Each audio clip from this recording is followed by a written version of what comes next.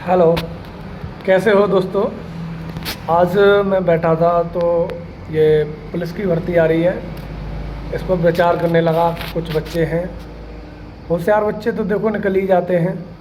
कुछ ऐसे बच्चे होते हैं मीडियम टाइप के बच्चे, ने स्ट्रेटजी वगैरह जो भी है इतना नॉलेज नहीं हो पाती, या घर में मार्गदर्शन के इफ़ेक्ट में कुछ सही से बच्चे मीडियम टाइप के रह भी जाते हैं। तो उसके लिए आज मेरा मन करा तो मैंने कहा एक वीडियो अपलोड कर दूं। जो भी स्ट्रेटजी है जो मैं कर चुका हूं फॉलो, वो आपको इसके माध्यम से, वीडियो के माध्यम से बताने के लिए मन करा, तो मैंने एक वीडियो अपलोड करने का सोचा। तो इसके माध्यम से भाई मैं आपको बताना चाह रहा हूं कि ये जो भर्ती आ रही है पुलिस की, जगह है 50,000 के समथिंग। अब जो भी है जगह से इतना फ़र्क नहीं पड़ता, आपकी स्ट्रेटजी और आपकी जो मेहनत है वही रंग लाती है। तो इसमें देखिए दोस्तों, इसमें सर्वप्रथम आपको सिलेबस को अच्छी समझ होनी चाहिए। सिलेबस, कौन से सब्जेक्ट ज़्यादा पढ़ने हैं, कौन से कम पढ़ने हैं, क्या टाइमिंग स्ट्रेटजी है, अपना फोकस कैसे करना है। तो मैं सर्वप्रथम फोकस को बताऊंगा कि बच्चों आपको इस तरह से फोकस करना है, किसी भी बाधा वाली ज़रूरत जो आपकी पढ़ाई में ज़रूरत हो उसे आपको हटाना पड़ेगा अपने रास्ते से। जब तक उसे नहीं हटाओगे आपका सिलेक्शन अधूरा रह जाएगा, आपका सिलेक्शन नहीं हो सकता इस टाइप से। आपको कुछ ऐसी चीज़ें हैं कि जैसे फालतू में दोस्तों के साथ में टाइम व्यर्थ करना। हाँ, खेलने का है, यहाँ तक एज भी उतनी है, नए नए लड़के हैं, खेलने का है, आप खेल सकते हो, कोई दिक्कत नहीं है। उससे तो ओपन माइंडेड होता है, सारी चीज़ें आती हैं, क्योंकि गेम का भी कुछ भी आ सकता है उसमें। लेकिन आपको अपना टाइम वेस्ट नहीं करना है, फालतू की इधर उधर की हवाबाजी नहीं करनी है। आपको फालतू की हवाबाजी नहीं करनी है बिल्कुल भी। लड़कों की ज़िंदगी में क्या चल रहा है, पर्सनल लाइफ देखो बस। लड़कों की ज़िंदगी में क्या चल रहा है, वो हवाबाजी कर रहे हैं, आपका भी मन कर रहा है। उसी चीज़ को मोटिवेशन बना के कि अपना भी टाइम आएगा, उसी चीज़ को मोटिवेशन बना के तैयारी करनी है। और अगर आप अपना टाइम अभी लाना चाहते हैं तो फिर अपना टाइम आएगा नहीं, तुम्हारा टाइम नहीं आने का। फिर अभी तुम मौज मस्ती करोगे, तो अभी तो ये टाइम पढ़ने का है, इसलिए सही से फोकस करो। और पढ़ते टाइम मोबाइल वगैरह यूज कम करो। और जहाँ तक है एरोप्लेन मोड वगैरह लगा दो मोबाइल को सोते टाइम, क्योंकि जिससे नींद डिस्टर्ब ना हो। क्योंकि नींद पूरी होगी तभी अच्छे से पढ़ाई हो पाएगी, जब भी माइंड हमारा अच्छे से काम करेगा, क्योंकि स्वस्थ मस्तिष्क में ही,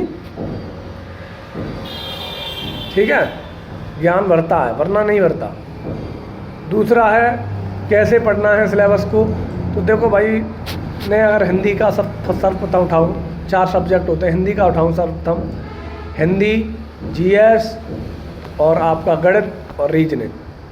तो इसमें अगर मैं उठाऊँ तो हिंदी को आप सुबह शाम 1-1 घंटे दो, अभी से सुबह शाम 1-1 घंटे, और 1-1, 2-2 घंटे दे सकते हो, आपका जो भी आप कितना कवर करते हैं। और टॉपिक वाइज पढ़ो, कभी भी घंटों से मत पढ़ो, टॉपिक वाइज। अब टॉपिक वाइज एक टॉपिक लगभग 1 घंटे में कंप्लीट हो जाता है, लगभग मेरे दिमाग से 1 घंटे में। अगर आप सही से वो कर रहे हैं, फोकस आपका उधर ही है, एक ही तरफ है, तो 1 घंटे में एक टॉपिक कंप्लीट हो जाता है। तो टॉपिक कंप्लीट होने के बाद में आपको हिंदी वो छोड़ देना है सब्जेक्ट, वहीं दूसरा सब्जेक्ट उठाना है। अगर आप हिंदी में सर्वप्रथम बात करें तो पर्यायवाची एक हिंदी का बेस होता है। अगर वो आपको तैयार हो गए तो काफ़ी वर्णों की समझ हो जाएगी, आपको विलोम की समझ हो जाएगी, तत्सम तद्भव की समझ हो जाएगी, अच्छी समझ हो जाएगी। आपको लूसेंट के पूरे जितने भी पर्यायवाची हैं, मूल बेसिक होते हैं, वो पूरे तैयार करने हैं पूरे।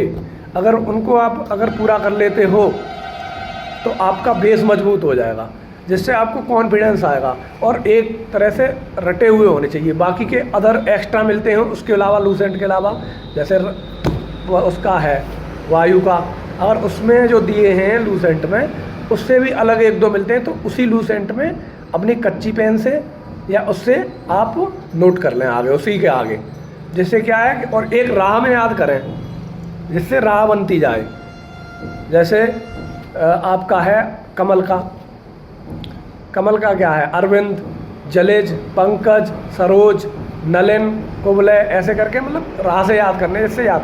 और डेली फेरना है पर्यायवाचियों को।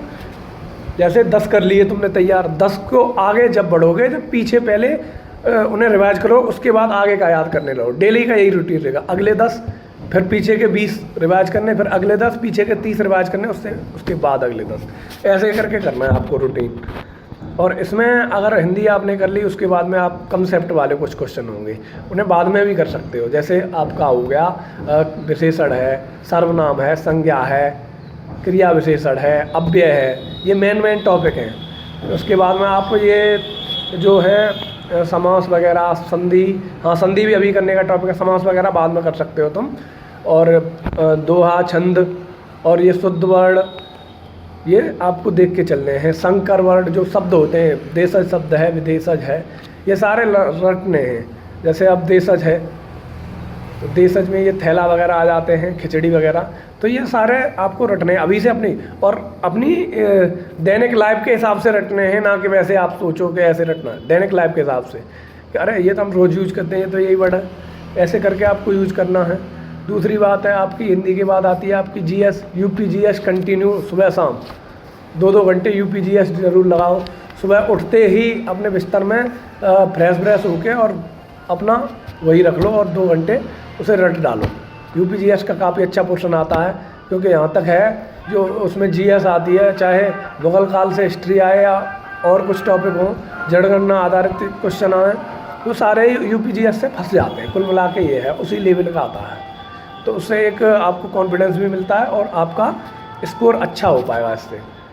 दूसरा है आपको क्या नाम है, अभी पुलिस की तैयारी करते वक्त ज़्यादा रेस नहीं मारनी, इस चीज़ की ज़्यादा फिजिकल पर ध्यान नहीं देना। बस सुबह चले गए टहलने, अपने फ्रेश होया, थोड़ा बहुत करा और आपने पढ़ने के लिए बैठ गए। ज़्यादा वो नहीं करना अभी से, फिजिकल कुछ नहीं है, सब हो जाता है, बस डाइट पर ध्यान रखना। बाकी आपका क्या शेड्यूल रहता है, दिन में पढ़ते हैं, रात को पढ़ते हैं। दिन में यहाँ तक है मैथ पढ़ो आप, रात में याद करने का जो भी टॉपिक है हिंदी का। और एक अलग से एक अखबार आता है पुलिस के लिए, एक टारगेट टाइप के अखबार से आते हैं, उसमें दिए हुए थे क्वेश्चन, उसमें से रिवाइज करो, रिवीजन करो, क्वेश्चन देखो, तमाम चीज़ उसमें रटो, और हिंदी को समझने की कोशिश करना ज़्यादातर। तो और मैथ का है, मैथ तो अपना नॉर्मल ही है, उसमें रीजनिंग घुसा देते हैं। तो मैथ के वही क्वेश्चन है, 15 से 19 क्वेश्चन, 19-20 क्वेश्चन होते हैं, वो हो जाएंगे। वो तो अपना नॉर्मल कर लो, LCM वगैरह कर लो, और तुम्हें दशमलव, पॉइंट, भिन्न वगैरह आना चाहिए, और लाभ हानि के नॉर्मल क्वेश्चन आने चाहिए, अनुपात, समानुपात, साझेदारी और औसत और चाल दूरी, ये क्वेश्चन आने चाहिए। बाकी आप कर ले जाओ उसे। यहाँ तक रीजनिंग का मेरा वो है, तो उसमें आपको निष्कर्ष कथन पे ज़्यादा ध्यान देना है, कंक्लूजन, निष्कर्ष कथन, और आपको जो बैन आरेख वाले क्वेश्चन हैं उन पर भी ध्यान देना है। जहाँ तक है बैन आरेख अच्छा होना चाहिए, और आपको ज़्यादा कुछ नहीं, तरबूज ये नहीं आते, कैलेंडर वगैरह एक आध क्वेश्चन आता है, ये रेलवे वाले टॉपिक हैं। हाँ, आपको इस चीज़ पे ध्यान रखना ही होगा। निष्कर्ष कथन बहुत ही इम्पोर्टेंट है, 8 से 10 क्वेश्चन आते हैं निष्कर्ष कथन के। बाकी घड़ी वाला देख लेना टॉपिक अपना। और उसके अलावा आप देख सकते हैं दोस्तों, इसमें रीजनिंग में आपको ये तो देखने ही पड़ेंगे जो एनालॉजी वाले क्वेश्चन होते हैं, लॉजिक टाइप। जैसे भारत की राजधानी चाइना है, भारत की राजधानी जैसे भारत की राजधानी चाइना की राजधानी, भारत की है नई दिल्ली, तो चाइना की क्या है। या पूछे अभी कि क्या नाम है, फ्रांस की मुद्रा क्या है, रूबल, तो उसकी पूछ ले क्या नाम है, फ्रांस की मुद्रा क्या है, रूबल अगर रूस की है तो फ्रांस की क्या है। ये चीज़ें सारी देखनी पड़ेंगी आपको दोस्तों। तो मैं इसी स्ट्रेटजी के साथ आपके साथ जुड़ा रहूँगा, और आगे जब भी ज़रूरत होगी तो मैं इस तरह की वीडियो आपके लिए, पुलिस के लिए, हेल्प के लिए डालता रहूँगा। जय हिंद दोस्तों।